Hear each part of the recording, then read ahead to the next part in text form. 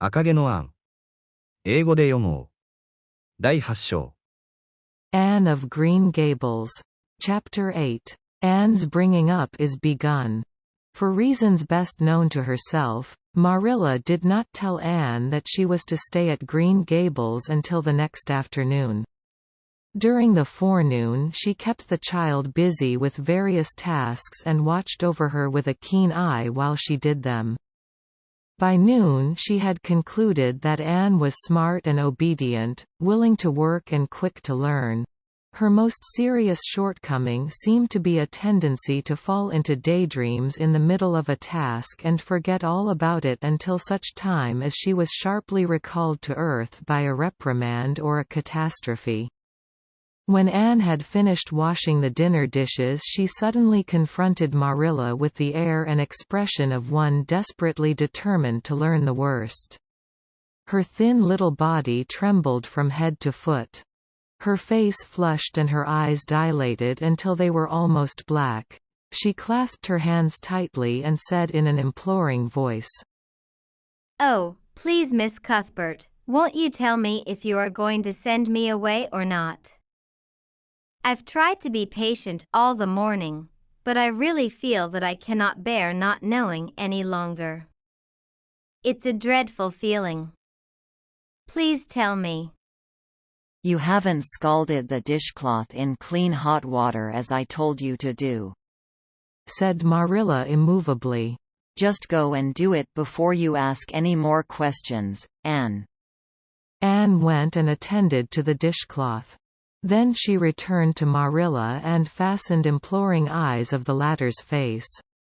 "Well," said Marilla, unable to find any excuse for deferring her explanation longer. "I suppose I might as well tell you. Matthew and I have decided to keep you. That is, if you will try to be a good little girl and show yourself grateful." "Why, child, whatever is the matter?" "I'm crying," said Anne in a tone of bewilderment. "I can't think why. I'm glad as glad can be. Oh, glad doesn't seem the right word at all. I was glad about the white way and the cherry blossoms, but this. Oh, it's something more than glad. I'm so happy. I'll try to be so good. It will be uphill work, I expect, for Mrs. Thomas often told me I was desperately wicked. However, I'll do my very best. But can you tell me why I'm crying?" "I suppose it's because you're all excited and worked up," said Marilla disapprovingly. "Sit down on that chair and try to calm yourself. I'm afraid you both cry and laugh far too easily. Yes, you can stay here and we will try to do right by you. You must go to school, but it's only a fortnight till vacation, so it isn't worthwhile for you to start before it opens again in September." "What am I to call you?" asked Anne. "Shall I always say Miss Cuthbert? Can I call you Aunt Marilla?" "No, you'll call me just plain Marilla. I'm not used to being called Miss Cuthbert and it would make me nervous." "It sounds awfully disrespectful to just say Marilla," protested Anne. "I guess there'll be nothing disrespectful in it if you're careful to speak respectfully. Everybody, young and old, in Avonlea calls me Marilla except the minister. He says Miss Cuthbert when he thinks of it." "I'd love to call you Aunt Marilla," said Anne wistfully. "I've never had an aunt or any relation at all, not even a grandmother. It would make me feel as if I really belonged to you. Can't I call you Aunt Marilla?" "No, I'm not your aunt and I don't believe in calling people names that don't belong to them." "But we could imagine you were my aunt." "I couldn't," said Marilla grimly. "Do you never imagine things different from what they really are?" asked Anne wide-eyed. "No." "Oh." Anne drew a long breath. "Oh, Miss Marilla, how much you miss." I don't believe in imagining things different from what they really are," retorted Marilla. "When the Lord puts us in certain circumstances, He doesn't mean for us to imagine them away. And that reminds me. Go into the sitting room, Anne. Be sure your feet are clean and don't let any flies in. And bring me out the illustrated card that's on the mantelpiece. The Lord's Prayer is on it and you'll devote your spare time this afternoon to learning it off by heart. There's to be no more of such praying as I heard last night." "I suppose I was very awkward," said Anne, apologetically. "But then, you see, I'd never had any practice. You couldn't really expect a person to pray very well the first time she tried, could you? I thought out a splendid prayer after I went to bed, just as I promised you I would. It was nearly as long as a minister's, and so poetical.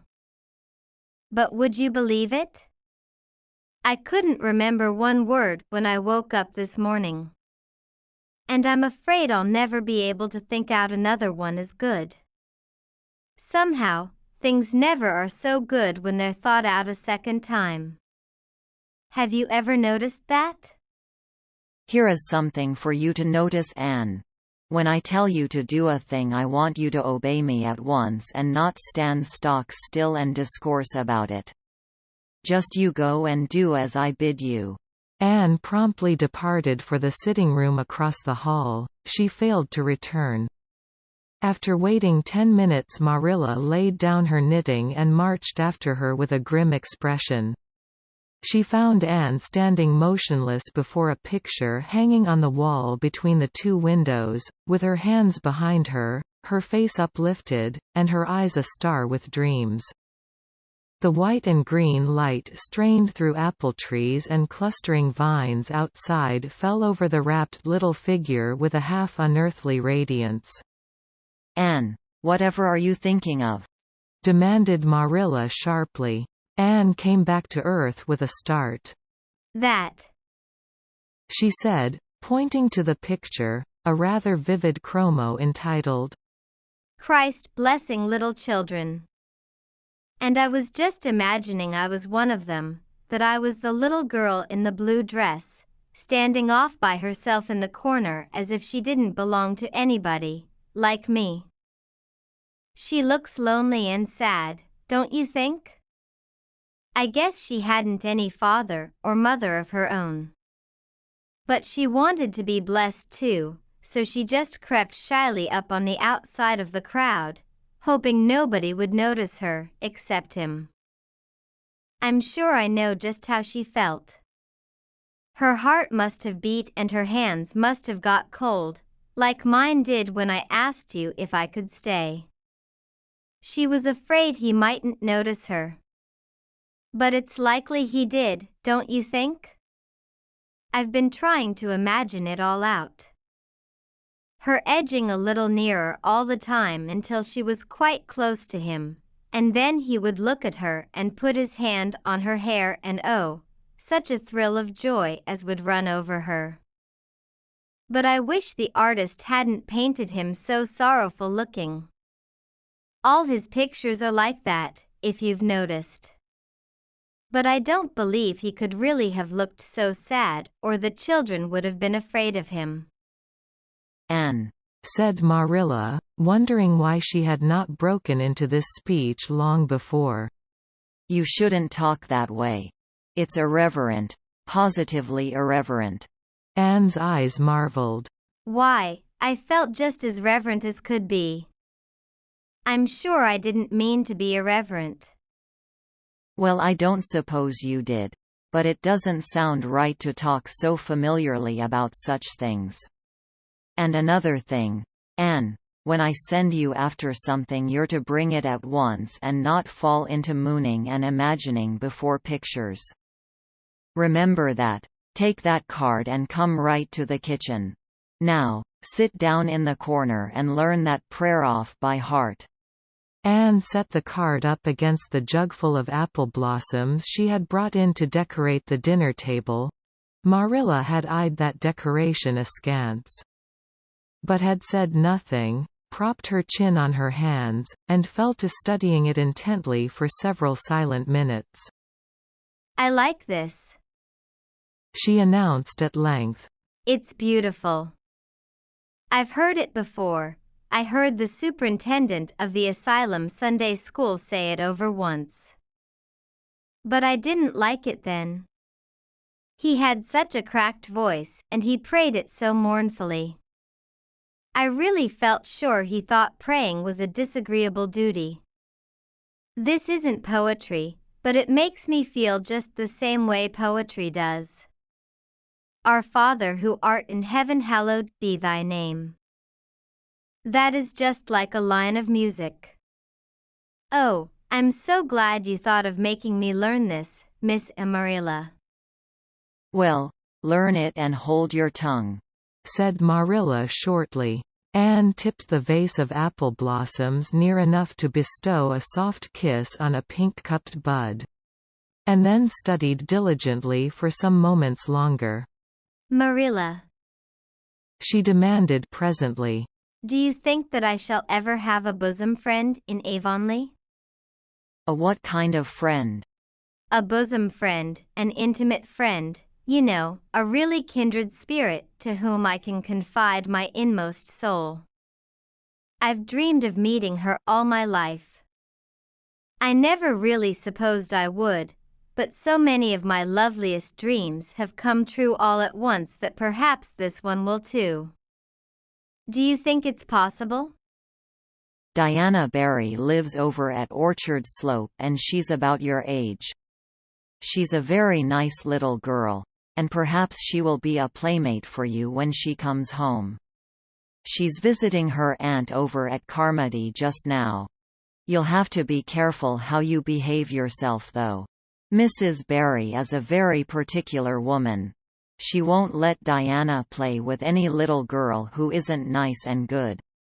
Anne looked at Marilla through the apple blossoms, her eyes aglow with interest. What is Diana like? Her hair isn't red, is it? Oh, I hope not. It's bad enough to have red hair myself, but I positively couldn't endure it in a bosom friend. Diana is a very pretty little girl. She has black eyes and hair and rosy cheeks. And she is good and smart, which is better than being pretty. Marilla was as fond of morals as the Duchess in Wonderland, and was firmly convinced that one should be tacked on to every remark made to a child who was being brought up. But Anne waved the moral inconsequently aside and seized only on the delightful possibilities before it. Oh, I'm so glad she's pretty.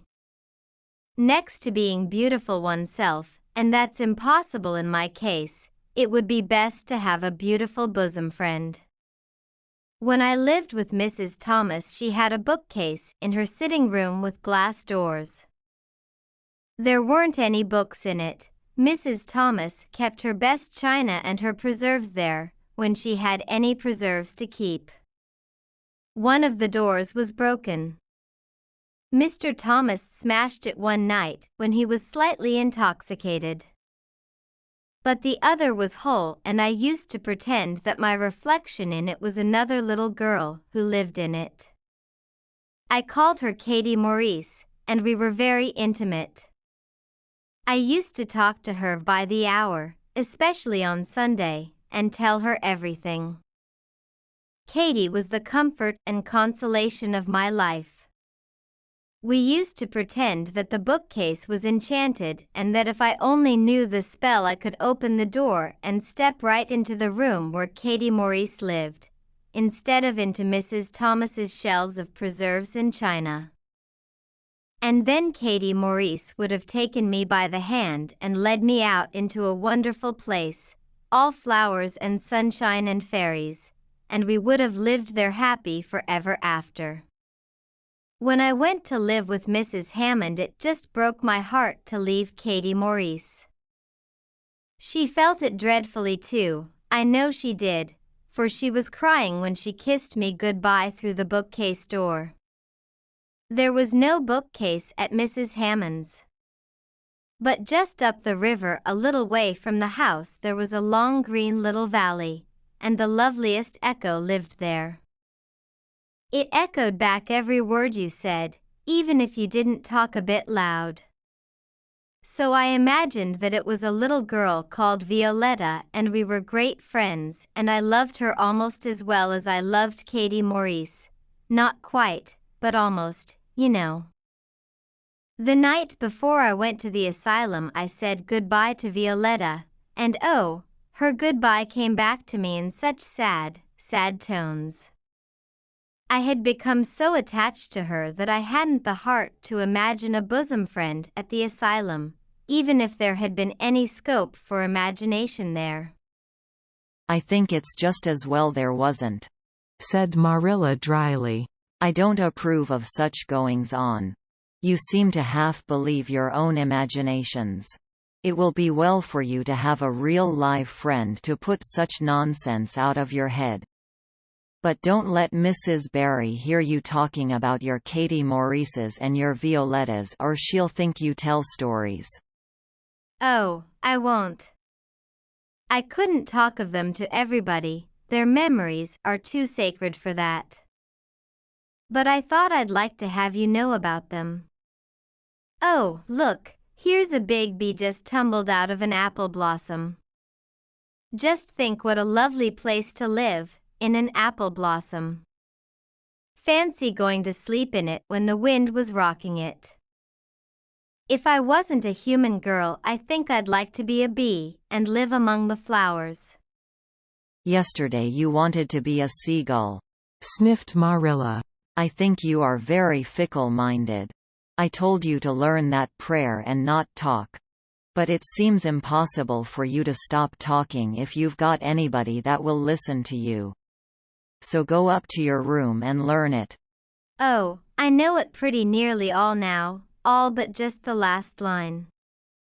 Well, never mind. Do as I tell you. Go to your room and finish learning it well. And stay there until I call you down to help me get tea. Can I take the apple blossoms with me for company? Pleaded Anne. No, you don't want your room cluttered up with flowers. You should have left them on the tree in the first place. I did feel a little that way too, said Anne. I kind of felt I shouldn't shorten their lovely lives by picking them. I wouldn't want to be picked if I were an apple blossom. But the temptation was irresistible. What do you do when you meet with an irresistible temptation? Anne, did you hear me tell you to go to your room? Anne sighed, retreated to the east gable, and sat down in a chair by the window. There, I know this prayer. I learned that last sentence coming upstairs. Now I'm going to imagine things into this room so that they'll always stay imagined. The floor is covered with a white velvet carpet with pink roses all over it, and there are pink silk curtains at the windows. The walls are hung with gold and silver brocade tapestry. The furniture is mahogany. I never saw any mahogany, but it does sound so luxurious. This is a couch all heaped with gorgeous silken cushions, pink and blue and crimson and gold, and I am reclining gracefully on it. I can see my reflection in that splendid big mirror hanging on the wall.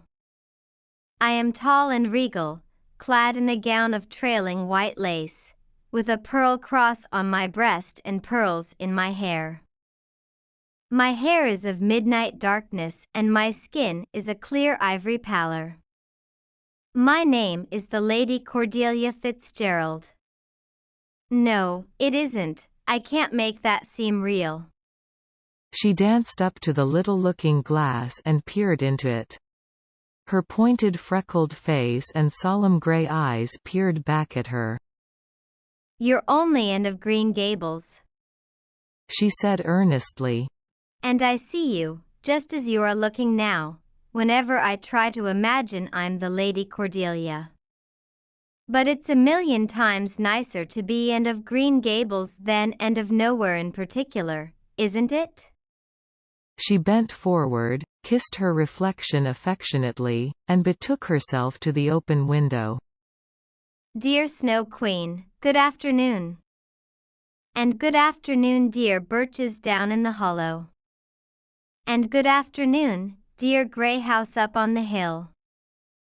I wonder if Diana is to be my bosom friend. I hope she will, and I shall love her very much. But I must never quite forget Katie Maurice and Violetta.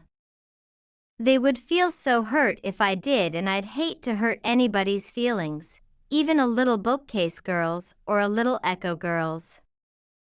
I must be careful to remember them and send them a kiss every day.